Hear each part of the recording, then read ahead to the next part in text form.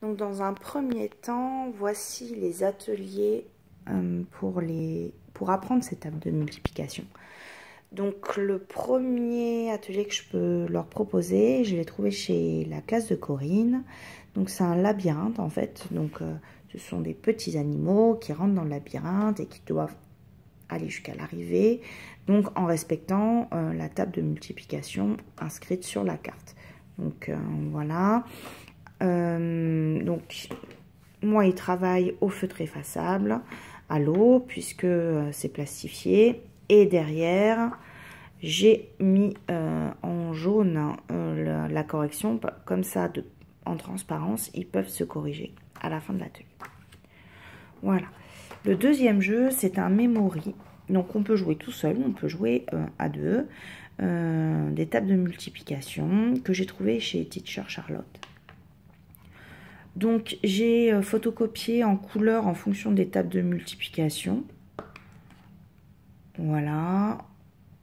J'ai fait les cartes bien épaisses pour qu'ils ne puissent pas voir à travers et puis que ça soit sympa à manipuler.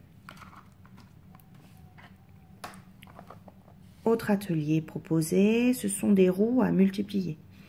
Je les ai pas plastifiées tout simplement parce que ça va me permettre de garder une trace écrite des ateliers justement. Une fois qu'ils auront réalisé leur roue, ils la colleront dans le cahier du jour. Donc j'ai des roues sur toutes les tables qu'ils doivent apprendre. Le principe est simple, hein, la table de 10, 10 x 2 ou 2 x 10, ça fait 20. Voilà. Donc là, pas d'autocorrection, c'est moi qui corrige. Ici, des cocottes. Alors, les cocottes, ça marche bien. Je leur permets de les emmener en cours de récréation.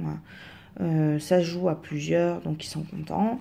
Voilà, donc c'est pas des cocottes où j'ai mélangé les tables. Donc, il y a la table de 2, toujours pareil, avec le même code couleur que j'ai fait pour mon memory. Dernier jeu que je leur propose, c'est chez Crevette que j'ai trouvé ça.